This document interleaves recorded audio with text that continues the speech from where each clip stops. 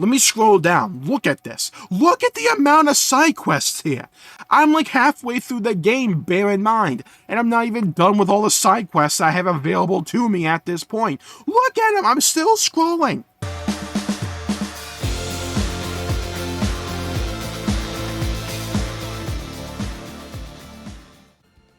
Hello, everybody. It's your boy, Jmulls of Jmulls Gaming here today.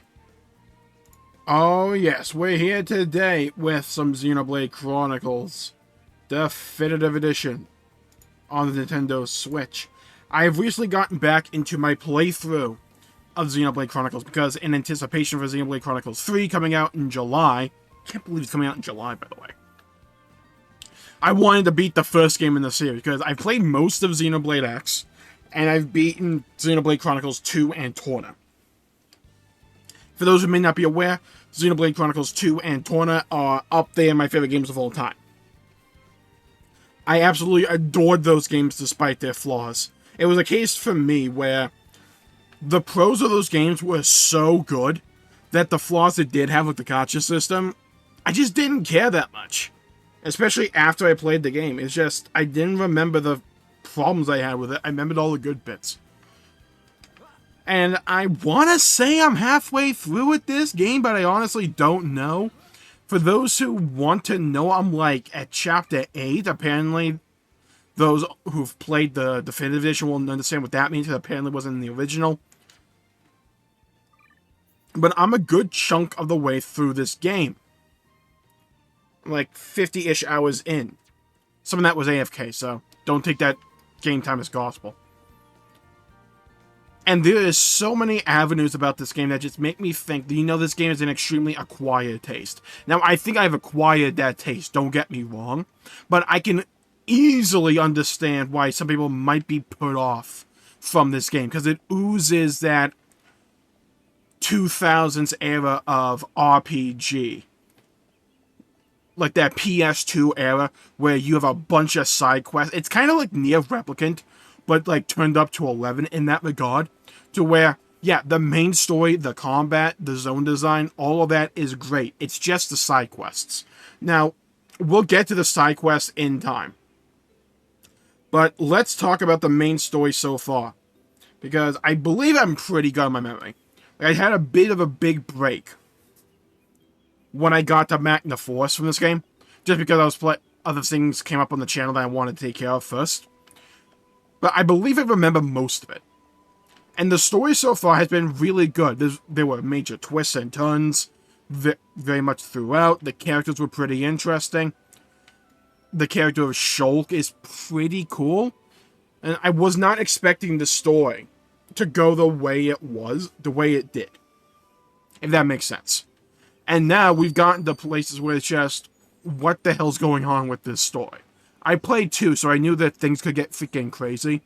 But, like, the game didn't get crazy there until, like, near the very end. This game's like, okay, here's a space empire. Not a space empire, but here's, like, everything else is, like, high fantasy. Alright, here's, like, massive tech. And we'll show that off in a bit, but the story so far has been pretty good. My main issue with it, actually, has been, funnily enough, the dialogue. Now, the VOing is fine in my opinion. It's not the best, but it's not bad anyways. The VOing is not the best, it's the timing, right? It's the timing between each line of dialogue that makes it have an added layer of artificialness, and it just kind of, it creates this jarring sense in a way, to where it makes the dialogue feel unnatural. But if you're good with timing it yourself, it's fine. Which is what I tend to do. When I'm like, okay, they read the line of dialogue, I'm just going to hit the next one. And then they move on. That's fine. By the way, this place is freaking cool, isn't it? Giant forests, massive owl bros. That's one of the main benefits of this game. We'll get to zone design in a bit, though. But zone design's a major plus for me. But the main story so far has been pretty cool, and it's getting better. That's the thing with this story. It just gets better. But I haven't finished it. We won't dwell on it that much. Let's talk zone design real quick before we move into the side quest, because I'm about to come across a corner here. And that right there That's what makes Xenoblade Chronicles so good. That right there. When you find vistas like this, when you find locations that are just absolutely gorgeous. Let's go to Divine Sanctuary. When you find vistas like this, that is so gorgeous and just so awe-inspiring, because you can see there's a water texture above us, and that's deliberate. You can see the Mechonis and the Bionis off in the distance, like, engrossing everything. It's such a beautiful landscape, and this is just one zone. Honestly, this game by itself probably has 3 or 4 of my favorite areas in gaming. It really does. Like, they blow me away, and I'm going to show them off, so slight spoilers in that regard. But Magna Force, just right here, the weather system, time of day, it just makes everything so gorgeous and beautiful. Let's go to Sator Marsh, because this is what I'm talking about. A big thing with me when it comes to artistic styling for video games is lighting, because lighting can make or break a scene, right? And Sator Marsh is a situation, right? Actually, we came here at the perfect time as well, where lighting is key. So you may think, yeah, okay, it's a swamp area, whoop-de-doo. That's cool, but what's so good about it? Why is it one of your favorite zones of all time in gaming? Let's go to night.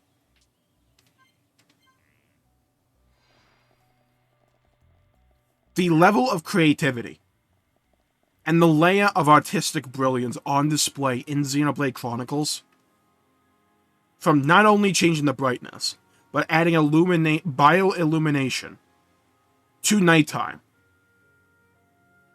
having the wisp of magical gas or ether billow up from the pools,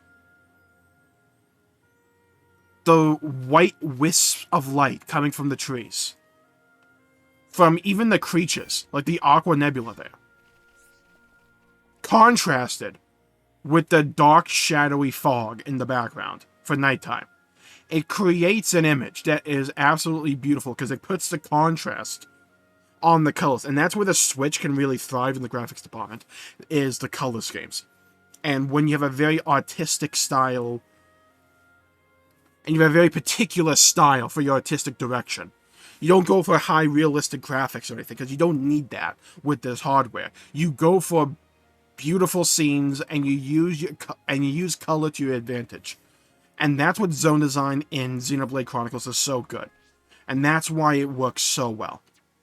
Because let's actually swap it to daytime first, because now we'll probably go to my favorite place in the game so far. So let's just move to day.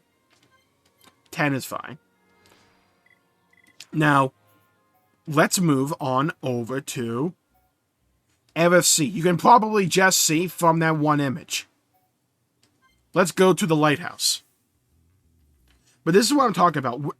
To create memorable scenes, because there's a lot of busy work, there's a lot of fetch quests, a lot of stuff like that we'll get into. But when you have a beautiful world that you're engrossed in, you want to spend time in it, and you just want to find little angles to take screenshots in, that's when I don't mind that busy work all the time. I don't mind it. I simply don't mind it, because I can just do these side quests when I feel like just watching Twitch or YouTube, whatever. Because I'm a person that doesn't mind big grinds like that. I can just throw something on, and when I need something that's low effort, I can just like turn my brain off. I can do it. Because sometimes I just feel I don't want to put in a lot of mental effort. I just want to like do something, you know? But it is a big problem for a lot of people, and that's understandable to me. But right before we move on to the side quest portion of this video, I just want to show you RFC at night. Because, I mean, what the hell?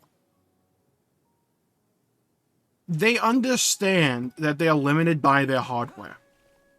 But they don't act as if that's a limitation.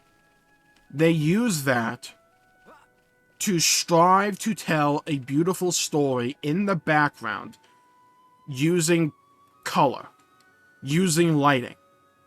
Sure, they don't have the most high-tech engine of all time, or the high-tech hardware of a PS5 or a high-end PC or something like that. But they use what they got to create absolutely beautiful vistas and areas where you just want to get lost in and explore. Because you can see how big this freaking zone is. You can swim down there. Like, look at this. Look at this. You can swim down here. I'm falling with style. And you can swim down here and explore all these little islands down here. I'm pretty sure I'm like main story locked from exploring these ones, but the ones up high. But still, this place is gorgeous. It's a place you want to get lost in. You just want to explore it. And I love it when an open world is like that. When you provide me a wide swath of unique environments that are beautiful and that I want to explore it.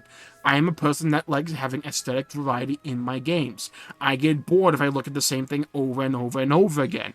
But when you give me so many different options that are all beautiful, that's how you engross me into a world by telling a great story as well, which they do. So the side quests, right? There's a lot of them. You may be thinking, what's a lot? Like 20? 50? 100? So, let me show you off the side quests. Do you see the progress bar on the right? No, it's not the gray one. The progress bar is the white one. Do you see how small it is? If you're on mobile, leave a comment. Can you even see it?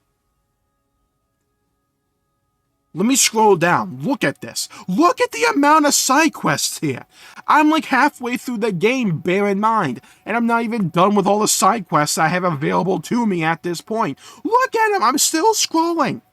My fingers held down on the button. Again, skipped like the last third out of like pity.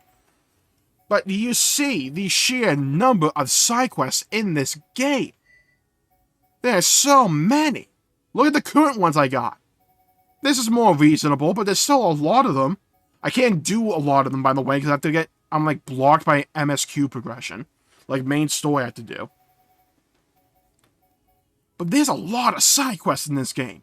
And they all kind of boil down to go talk to an NPC you find in, like, a main hub. They say, yo, what up? I need something. Go get it for me.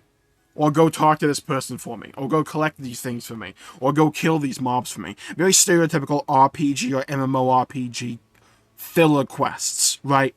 Things we all come to know and love-hate. But there's a brilliance hidden behind this system. And a person I talk to sometimes, who's a massive fan of this game, explained it to me thus. What you have with the side quest system in Xenoblade Chronicles is a beauty behind the curtains. I made up that term. But this is the beauty of it. This is the affinity chart. You have affinity for all the party members here. You see how they all like each other based upon how many times I paired them up with each other or gave gifts from one person to the other. But you also have affinity charts for every character in the freaking game. Look at this. Look at all these freaking branches. How they all interconnect. And they are built off of what you do in the side quests. So, these three people that like each other probably like each other because I did a side quest that involved these three people. And because of my choices in those side quests, they got closer together. Or maybe you did a choice in a side quest that made people angry with one another. Or here, they're hostile to one another. You're building the world through these side quests. Because it's not just the story of the main party here, it's the story of the world. It's the story of the people that inhabit the world of the Bionis. So the little like Bionicle. But there's a beauty there. Because it's not just a matter of go talk to people, GG. No, these people have their own stories, they have their own events that are going on, their own troubles, their own worries. Sure, they're not as grand or world-shattering as the story you're on, but it's important to them. I did a side quest when I went to the Nopon tree And it was basically one Nopon trying to get the other one to stop eating bugs because he was worried about their health. And then over time, throughout the course of that quest line, he's like, you know what? Maybe I shouldn't be as big of a picky eater as I was. And they grew closer because of it. There was another side quest I did a long time ago, so the details are a bit fuzzy, where you had to help a guy pick between two women to go ask out. And depending upon your choices in that, it affects the relationship. I think I'm mixing that one up with another one from Colony 6. No, Colony 9. But get the point. Sometimes, a lot of these quests are just filler, just go kill, go collect, whatever. Some of them actually have choices involved that give you different rewards based upon what route you choose in those side quests, and they affect the relationships between different characters. They're not major characters, you probably never see most of these characters in the main story, but some of them hint at future events, future characters, and some of them just develop the world. There's a beauty in this system. I don't think they executed on it perfectly here, in that a lot of the quests and what you're actually doing in these quests are very one-note and repetitive. And there's a lot of them. Like, they just don't stop coming, and they don't stop coming. But I can respect some of the decision-making behind it. And I'm interested to see where it goes from here. Now that we've done the side quest so far, let's talk combat. Let's move to an area where I can actually fight something. Let's go to the Area C. Let's go here. We need to talk about expert mode as well. So, expert mode.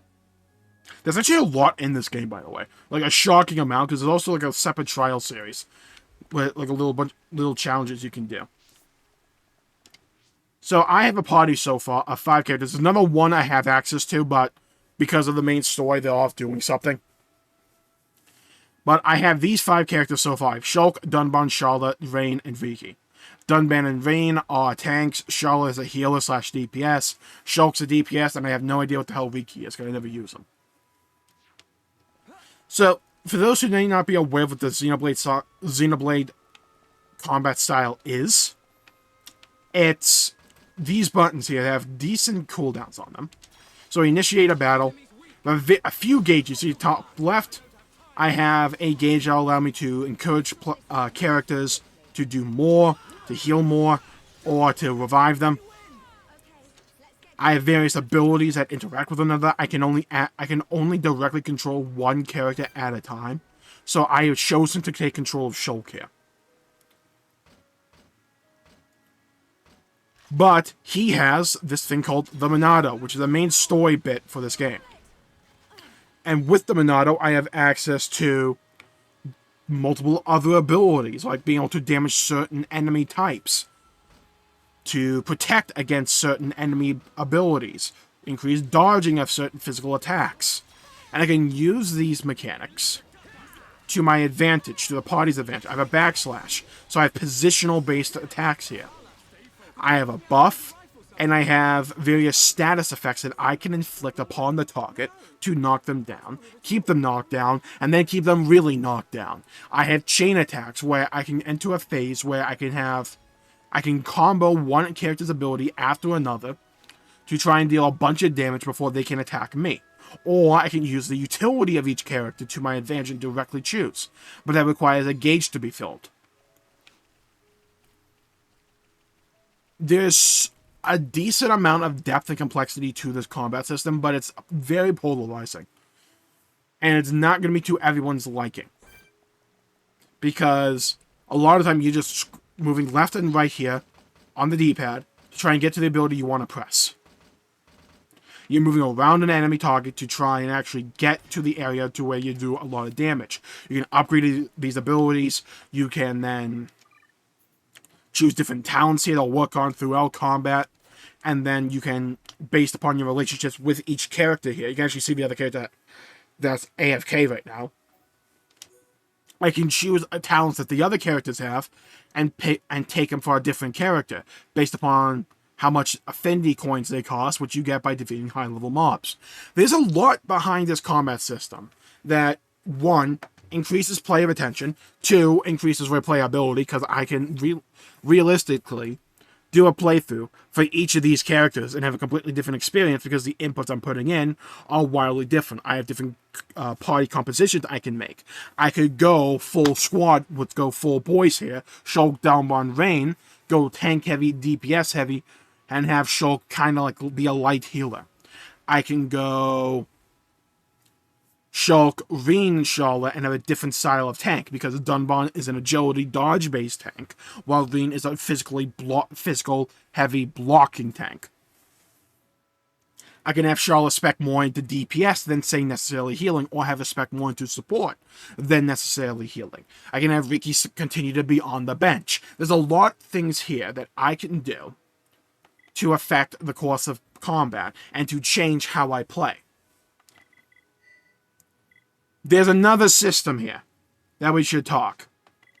Expert mode is something that will be so polarizing to so many, and then because even to me, I'm like, what the hell's the point of this? I can select what level my party's at, up to the max level I have available to me. Like, what the hell does that mean?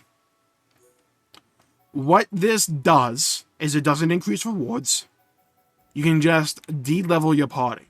Maybe what the hell would they do that for? If you do all the side quests like a certain someone, we won't name me, you will quickly out-level things appropriate to your level, to where you're at in the main story.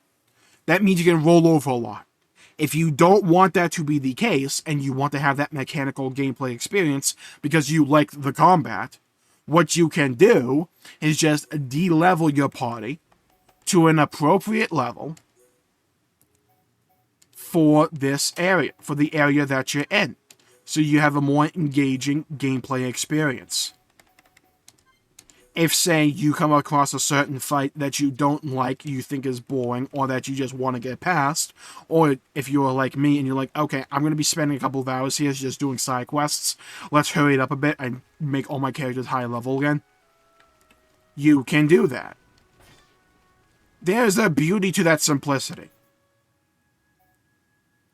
And there is a beauty behind the curtain there, in that the game respects your time, and, well, not necessarily because of the side quests, but the game respects your intellect, and respects that you may want a more challenging experience, and not necessarily for the rewards.